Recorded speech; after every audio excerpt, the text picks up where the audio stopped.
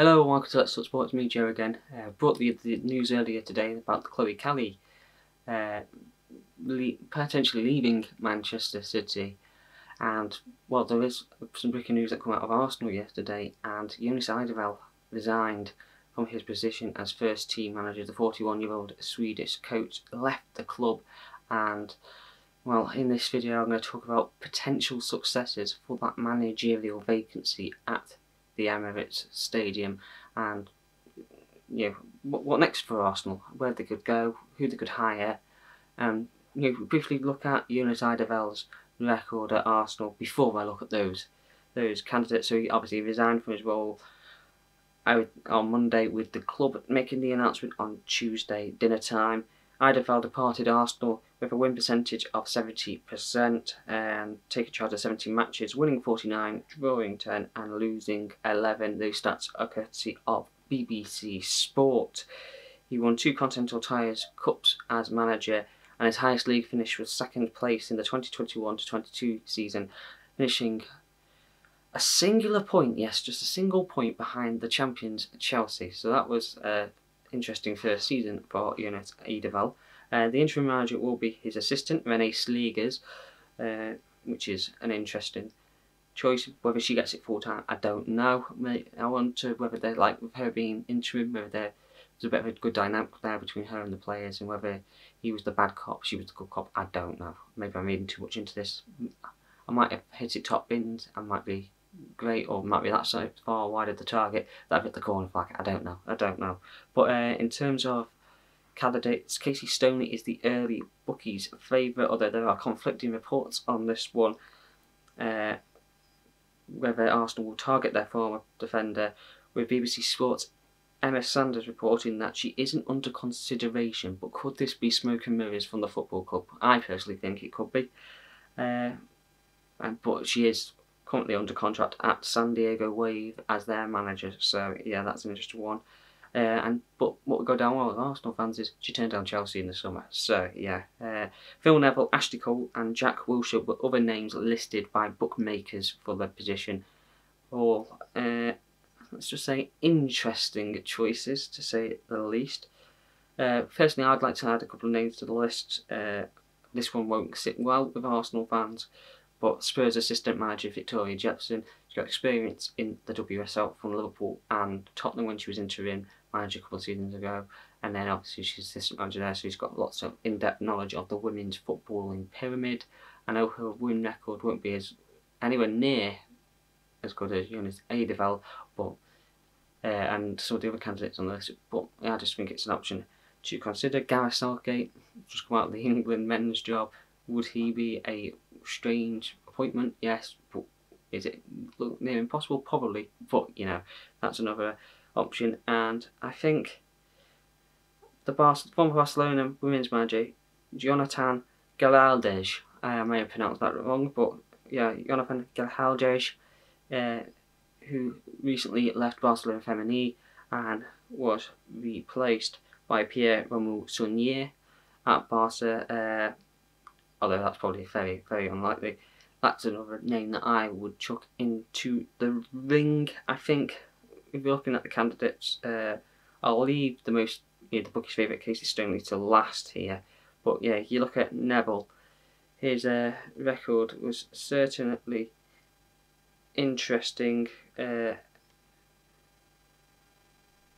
126 games done, 50 wins, 21 draws and 55 losses in his managerial career overall. So yeah, that's 171 points amassed, 1.36 points per game. So yeah, a bit of an interesting one there with Philip Neville there.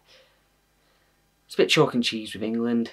Not really massive success anywhere else that he's managed either, with all due respect. He's on the board at Salford City with the men's team as well, so would his full attention be there? He's also, I believe, Portland Timbers manager at the moment, I think, if memory serves me correctly, although he was absolutely abysmal with Inter Miami and was sacked by his mate David Beckham.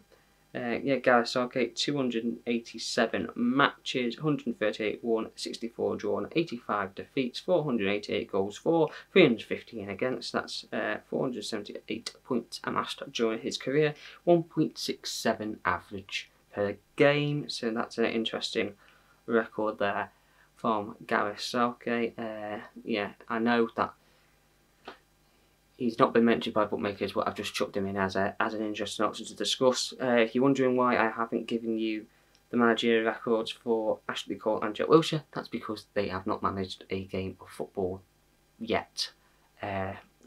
With Ashley Cole being assistant manager with a few sides, including Everton and Birmingham. So yeah, I'm not going to say that those went the best of ways for him, but you know, it's one of those. Victoria Jackson, at Liverpool, she managed 57 games, won 18, drew 9, so lost 30.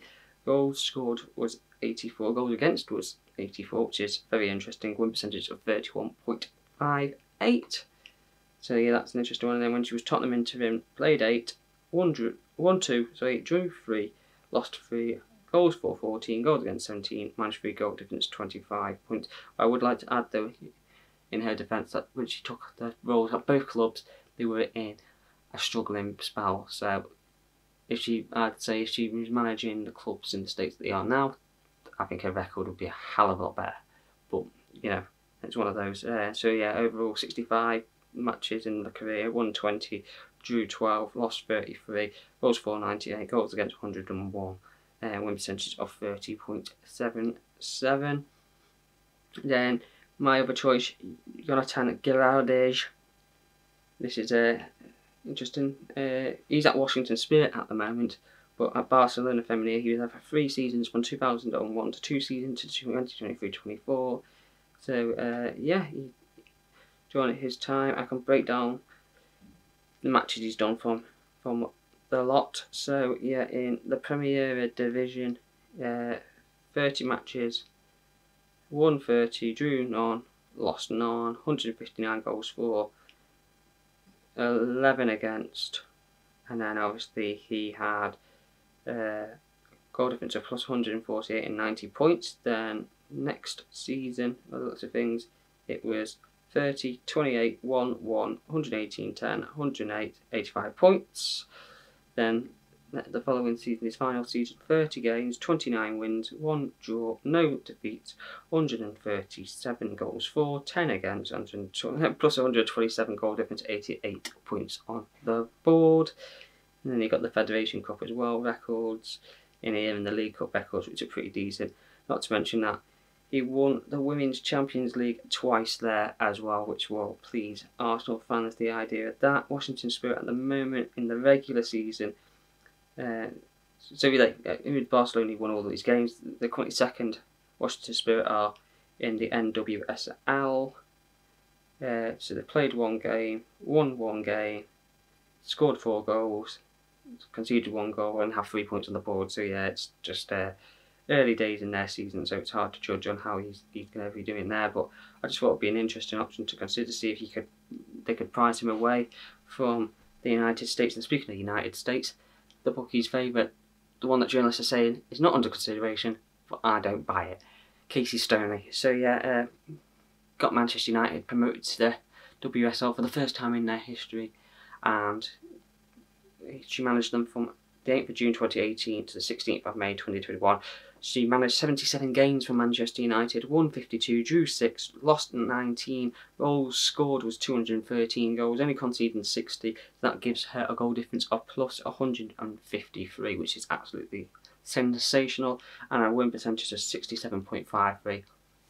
Unreal, absolutely unreal there.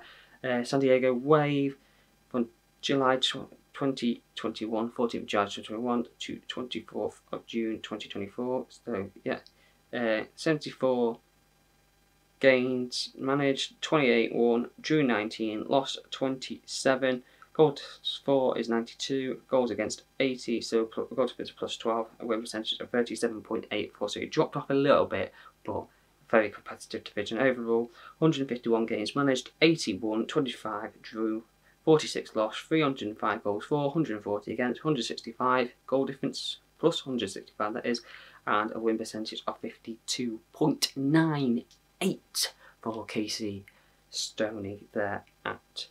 So yeah, interesting scenarios. Personally for me, if I was Arsenal, I'd go all out for Casey Stoney, not just because she's a fan favourite and a fan choice, but because she's got the ability and experience to have managed in the WSL and the Women's Championship and taking teams up. In terms of Arsenal, obviously they'll be taken from a team that's third place last couple of seasons to try and get him and bridge that gap between them and Chelsea and Arsenal, Chelsea, Manchester City, which I think she can do. She plays a nice brand of attacking football, as you can see, scores lots of goals. She's got forwards that utilise, she's got club legendary status, the fans will give her time, the players are warm to her, so that's why she is my choice for the managerial position at Arsenal. But it'll be interesting to see who the club decide to appoint.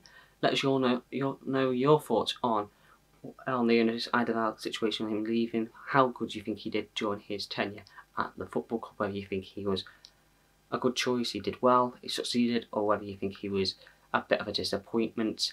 And let us know who you think should be the next Arsenal women's manager. Don't forget to follow us on Twitter, Instagram, TikTok and Facebook. Subscribe to Let's Talk Sport on YouTube channel. Like this video and thank you for watching Let's Talk Sport.